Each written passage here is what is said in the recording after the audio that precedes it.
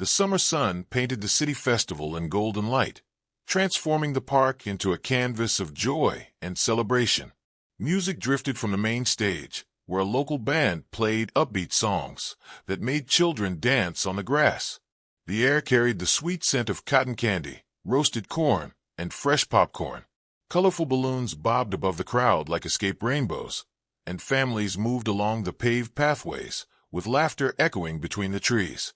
For 12-year-old Rona Williams, this day meant everything. She had planned it for weeks, marking the date on her calendar with a bright red circle. Today would be different from all the others. Today, she would navigate the festival alone, without her mother hovering nearby or her older brother pushing her wheelchair. She wanted to feel what independence tasted like, what it meant to move through the world on her own terms. Her small hands gripped the metal rims of her wheels with determination. Each push forward sent a surge of pride through her chest. She had practiced this route from home, memorizing every curb cut and smooth pathway. Her notebook rested securely on her lap, filled with sketches and thoughts she rarely shared with anyone. The worn cover had seen countless hours of her dreams and fears pressed between its pages. As she rolled past a group of children chasing bubbles, their high-pitched giggles mixing with the festival music, Rona felt a familiar ache in her heart. She watched their legs carry them effortlessly across the grass, their bodies spinning and jumping without thought or limitation. The longing struck deep, but she pushed it down like she always did. She had her own kind of strength, her own way of moving through the world.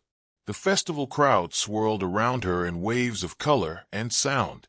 Parents pulled wagons filled with prizes and snacks. Teenagers clustered near the game booths, trying to win stuffed animals with rings and darts. Elderly couples sat on benches, watching the chaos with gentle smiles. Rona absorbed every detail, wanting to remember this feeling of belonging to something larger than herself. Her destination was the central fountain, where water arced gracefully into the air and caught the sunlight like liquid diamonds. She had seen it in photos, but never visited alone. Today felt like the perfect time to make her first solo journey complete. The path ahead curved between vendor tents selling handmade jewelry and local artwork. Street performers juggled colorful scarves, while children dropped coins into their hats. But as Rona navigated through the thickening crowd, she noticed how people moved around her. Some stepped aside with quick glances. Others seemed to look right through her, as if she were invisible. A few children stared openly until their parents tugged them away with whispered words she could not hear but could easily imagine. The reaction stung, but she had learned to expect them. Her notebook bounced gently on her lap as she pushed forward, its pages holding more than just drawings and thoughts. Inside, she had written quotes from her hero, Jean-Claude Van Damme. She had watched his movies countless times, studying the way he moved with precision and control. His training scenes fascinated her most, the hours of practice and discipline that built unshakable strength. When the world made her feel small, she imagined his voice encouraging her to keep fighting, to never surrender to limitation. The festival energy remained high around her, but Rona carried her own quiet intensity. This was her test, her chance to prove she could handle whatever came her way. She wanted to return home with stories of independence, of navigating challenges without help, of being just another festival visitor enjoying a beautiful day. The fountain grew larger as she approached, its spray creating a cooling mist that felt refreshing against her skin. Other visitors stood around its edges, some tossing coins while making wishes. Rona wondered what she would wish for if she had a coin to throw. Perhaps the strength to face tomorrow with the same courage she felt today. Or maybe just the simple joy of moving through the world without having to prove her worth to every stranger she met. As she settled near the fountain's edge, watching the water dance in the afternoon light, Rona felt a moment of pure contentment. The notebook on her lap seemed to pulse with possibility, as if this day might give her new stories to write, new strength to discover. She had no idea that within hours, her quiet festival adventure would become something far more significant, something that would test every ounce of courage she had ever possessed. The figure appeared at the edge of Rona's vision like a shadow moving against the light. Tall and broad-shouldered, he walked with a distinctive grace that made him stand out even in the festival crowd. A dark had covered his head, pulled low over a baseball cap, and sunglasses hid his eyes. Most people rushed past in groups, talking loudly and waving their hands, but this man moved with deliberate quiet, as if he carried his own atmosphere of calm wherever he went. Rona found herself watching him without meaning to. Something about his posture, the way he held his shoulders square and moved with measured steps, reminded her of someone. Her heart began to beat faster as recognition dawned like sunrise in her mind. She had studied that walk in dozens of movies, memorized the way those shoulders carried strength without arrogance, watched that precise movement in training montages that played on repeat in her bedroom. Could it really be him? Here, at a local festival between the lemonade stand and face-painting booth? The possibility seemed impossible, but the more she watched, the more certain she became. Every gesture, every measured step confirmed what her racing heart already knew. Her throat went dry as the figure drew closer to the fountain. This was her chance, perhaps her only chance, to meet the person who had given her strength through countless difficult days. But what if she was wrong? What if she embarrassed herself in front of a stranger? The question swirled in her mind like the fountain spray, but her courage won over her fear. "Excuse me," she called out, her voice barely above a whisper at first, then stronger, with more conviction. "Excuse me, sir." The hooded figure stopped and turned toward her. Even with the sunglasses hiding his eyes, she could feel his attention focus on her completely. He stood perfectly still, waiting with the same patient intensity she had seen in his movies when he listened to his teachers and masters. "Are you?" Rona's voice caught in her throat. The words felt too big, too important to speak carelessly. "I don't want to bother you, but are you Jean-Claude Van Damme?" The corner of his mouth lifted in a slight smile. With 2 fingers, he reached up and slowly removed the dark sunglasses. His eyes, kind and alert, met hers directly. The face she had seen on countless movie posters and magazine covers was right there, real and present, and looking at her with genuine attention. "Yes," he said simply, his voice carrying the familiar accent that had narrated so many of her dreams. "You recognized me." Rona felt tears spring to her eyes before she could stop them. All the emotions she had carried alone, all the days when his movies had been her only source of strength, all the nights when she had fallen asleep imagining conversations just like this one, rushed through her at once. "You're my hero," she managed to say, the words tumbling out with raw honesty that surprised even her.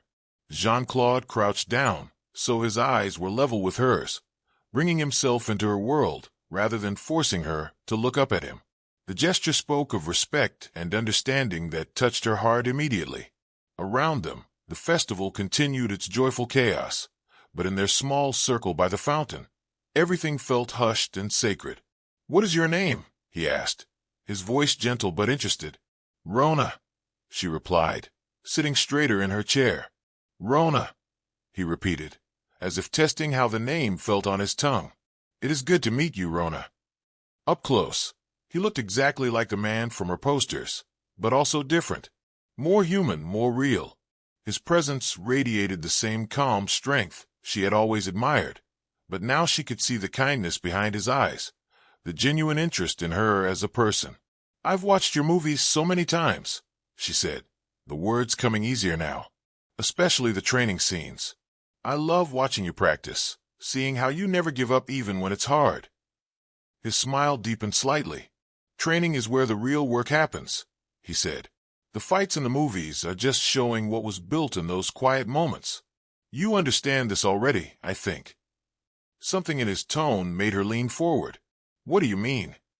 "Every day you push those wheels, you are training," he explained, his eyes moving briefly to her chair and then back to her face, with no judgment, no pity, just acknowledgement. "You are building strength that goes deeper than muscle. You are building the kind of power that cannot be taken away." Rona felt her chest swell with an emotion she had never quite experienced before.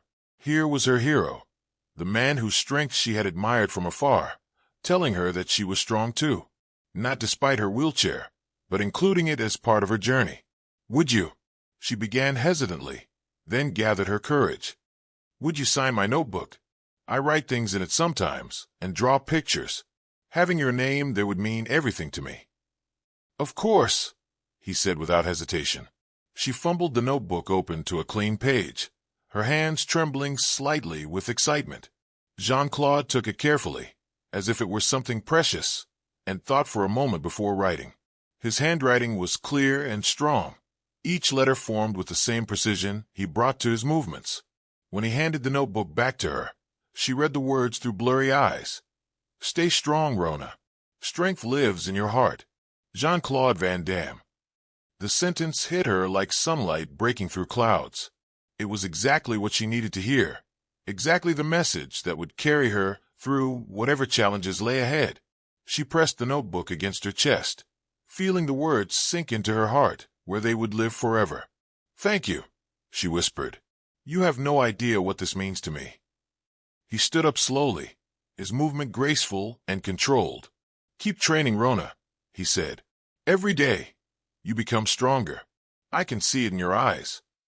The encounter with Jean-Claude had left Rona glowing with confidence as she navigated deeper into the festival crowd. His words echoed in her mind like a protective charm, and the notebook pressed against her lap felt warm with his encouragement. She pushed her wheelchair with renewed purpose, her head held higher than it had been in months. For the first time in her life, she felt truly seen and valued by someone who understood what real strength meant.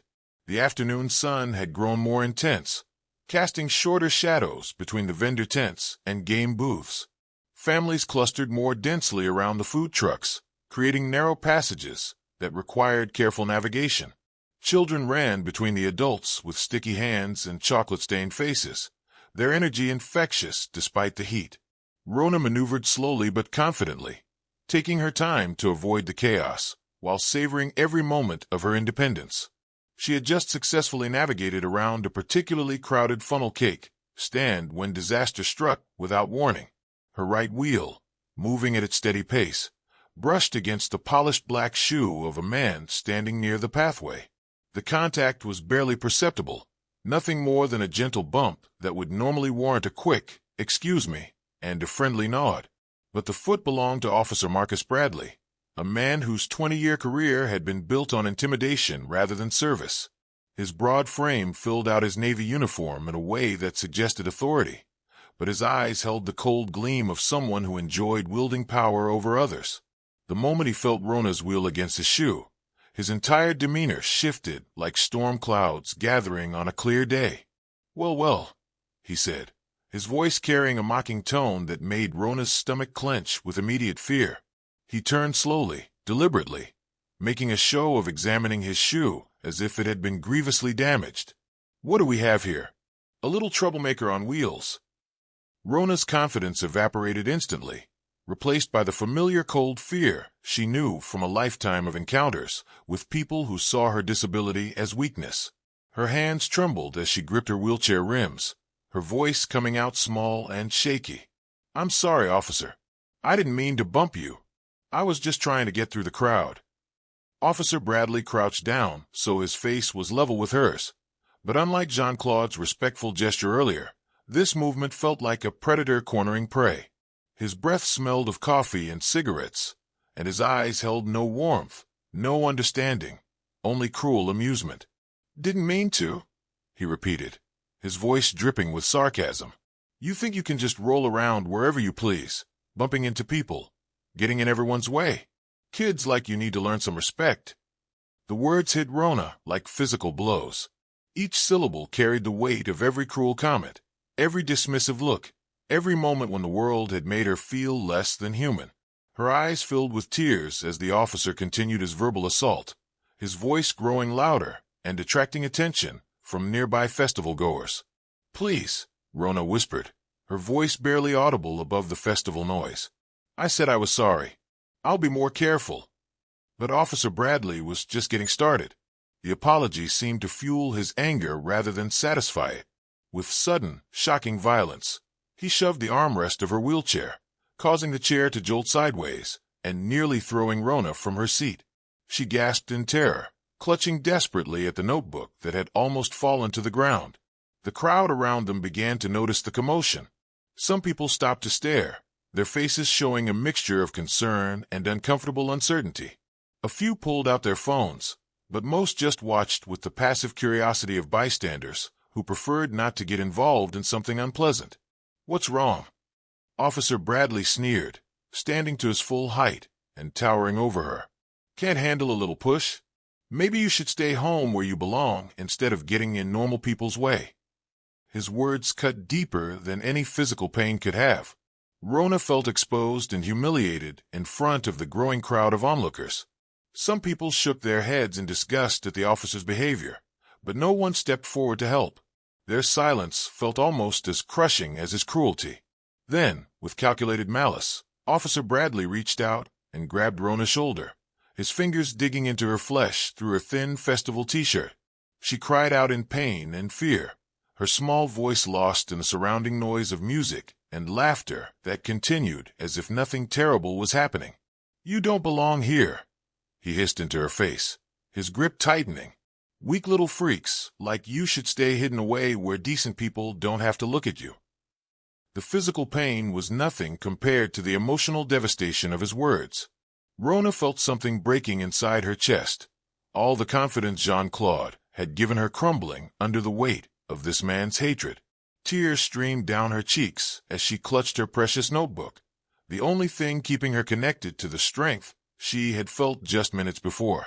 And then Officer Bradley raised his hand high in the air, his palm open, ready to strike down at the terrified girl who had done nothing more than accidentally brush against his shoe. The crowd around them seemed to hold its collective breath, shocked by the escalating violence, but still unwilling to intervene. In that terrible moment, as Rona closed her eyes and braced for the blow, she had no idea that her earlier encounter by the fountain had been witnessed by someone who would never allow such cruelty to go unanswered. Help was coming, moving through the crowd with the same quiet precision she had admired in countless training montages. The festival music played on, but for Rona, the world had become a nightmare from which there seemed to be no escape. The slap echoed through the festival air like a gunshot, sharp and brutal enough to silence the conversations of everyone within 50 feet. Rona's cry of pain and shock pierced the afternoon calm, her small body recoiling from the blow, while tears streamed down her reddened cheek. Officer Bradley stood over her with sick satisfaction, his hand still raised, as if considering another strike.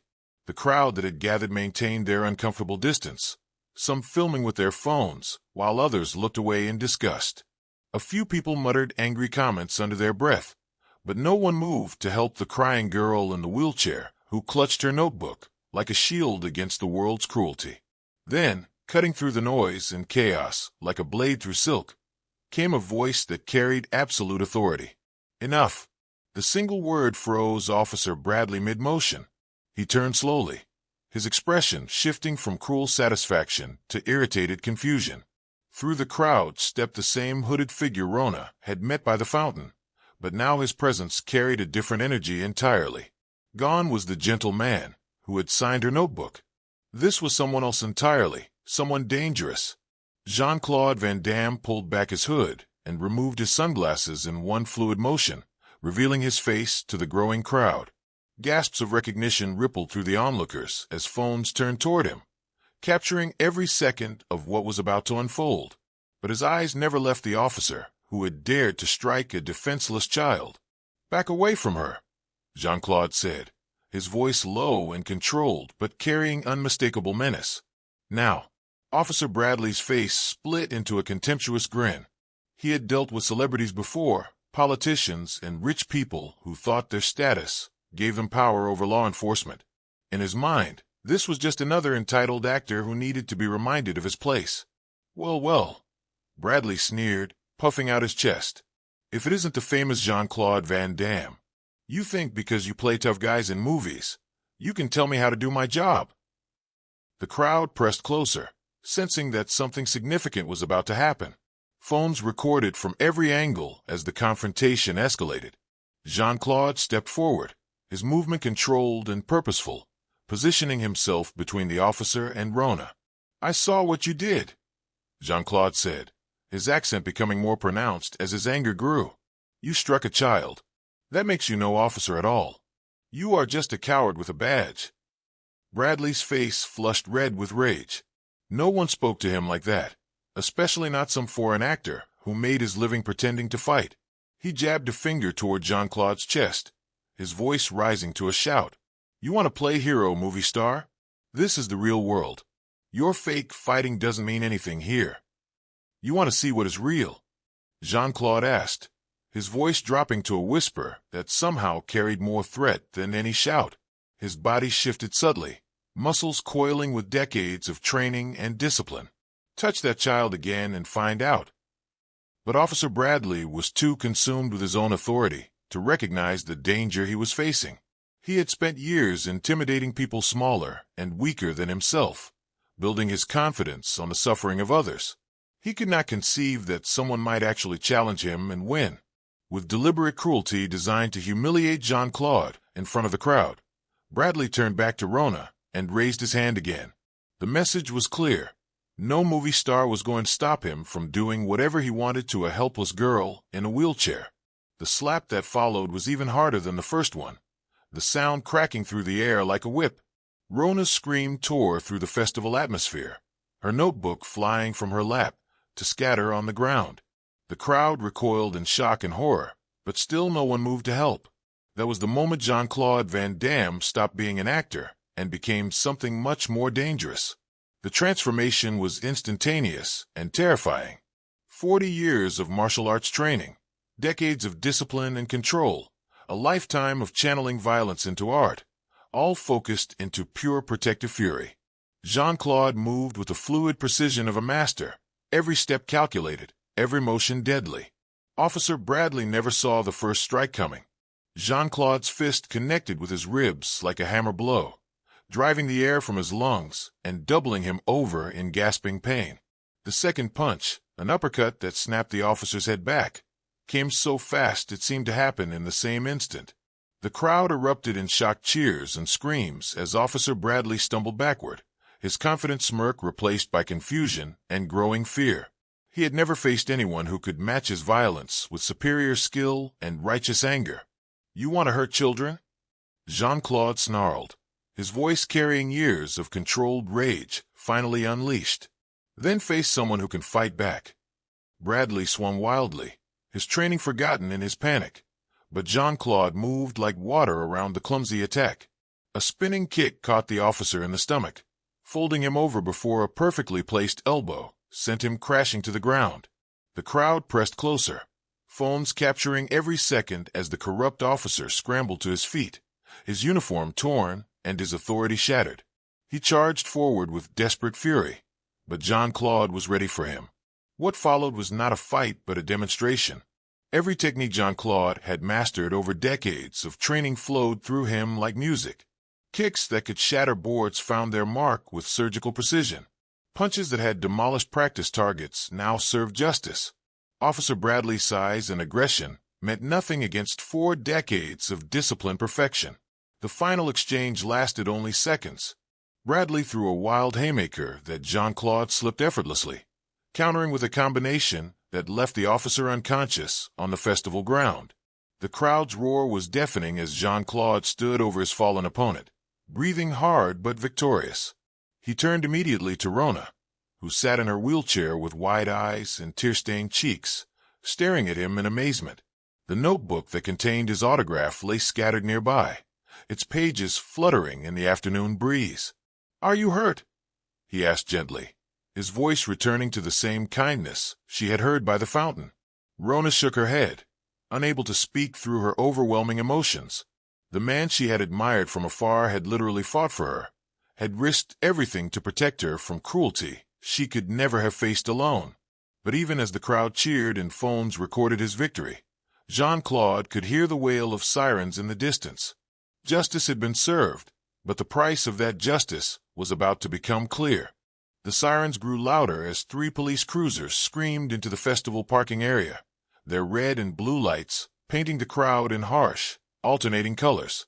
Officers poured from the vehicles with hands on their weapons, their faces grim and ready for confrontation. The crowd, which had been cheering Jean-Claude's victory moments before, now stepped back nervously as the full weight of law enforcement descended upon the scene.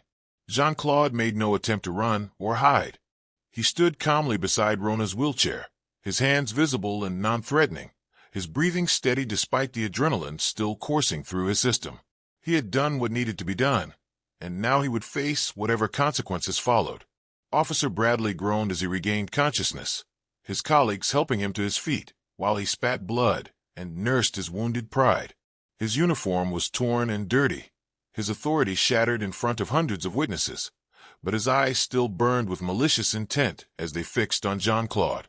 "That's him," Bradley croaked, pointing at Jean-Claude with a shaking hand. "He attacked me without provocation. Arrest him for assaulting a police officer." The lead officer, Sergeant Martinez, surveyed the scene with experienced eyes. He noticed the crying girl in the wheelchair, the scattered notebook, the crowd of angry witnesses, and the multiple phones that had recorded everything. Something about Bradley's version of events didn't match what he was seeing. "Is that what happened here?" Martinez asked the crowd generally, his voice carrying the authority of someone seeking truth rather than simply following orders. The response was immediate and overwhelming. Dozens of voices erupted at once, telling the real story of what had transpired. People shouted about Bradley's abuse of the disabled girl, about his unprovoked violence, about how Jean-Claude had only intervened to protect someone who couldn't protect herself. "He was hurting her," someone yelled from the back of the crowd. "The cop was slapping a kid in a wheelchair." "Van Damme saved her," another voice added. "That officer is the criminal here." Sergeant Martinez looked down at Rona, whose tear-stained face told its own story of trauma and fear. Her small voice, shaky but determined, cut through the chaos with devastating clarity. "He hurt me," she said, clutching her notebook to her chest. "The officer hit me and grabbed me and said terrible things. Jean-Claude only tried to help me when no one else would." Despite the testimony of witnesses and the obvious evidence of his misconduct, Officer Bradley insisted on pressing charges. His pride demanded that someone pay for his humiliation, and if the law wouldn't protect his authority, he would twist it to serve his revenge. Jean-Claude was arrested and charged with assault on a police officer, a serious felony that could result in years in prison. The video footage of the incident exploded across social media within hours. The clips showing Bradley's abuse of Rona generated outrage across the country, while the footage of Jean-Claude's intervention turned him into a hero for millions. Protests erupted outside the courthouse, where he was being held, with people demanding justice for both Jean-Claude and accountability for Bradley's actions. The trial became a national sensation, with media coverage turning the courtroom into a battleground between those who supported police authority at any cost and those who believed that badge should not protect abuse of power. Jean-Claude sat quietly at the defendant's table, his fame meaning nothing in the face of serious criminal charges. The prosecution painted him as a dangerous vigilante who had used excessive force against a law enforcement officer. They argued that celebrities were not above the law and that his martial arts skills made him a weapon that threatened public safety. Their case relied heavily on Bradley's testimony and the technical fact that Jean-Claude had indeed struck a police officer. But the defense had something more powerful than legal technicalities. They had the truth, captured in high-definition video and witnessed by hundreds of people. When the footage played in the courtroom, showing Bradley's unprovoked attack on a disabled child, followed by Jean-Claude's protective intervention, gasps of horror echoed through the chamber. Rona's testimony was the turning point of the entire trial.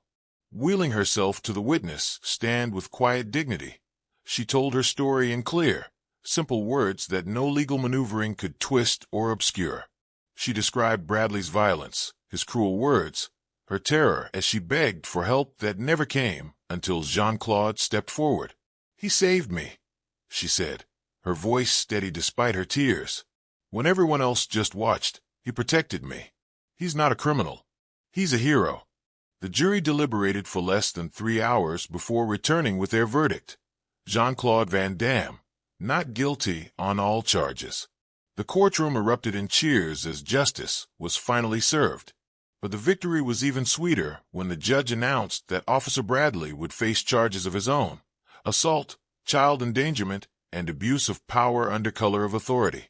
Outside the courthouse, media crews and protesters filled the streets, But Jean-Claude ignored them all.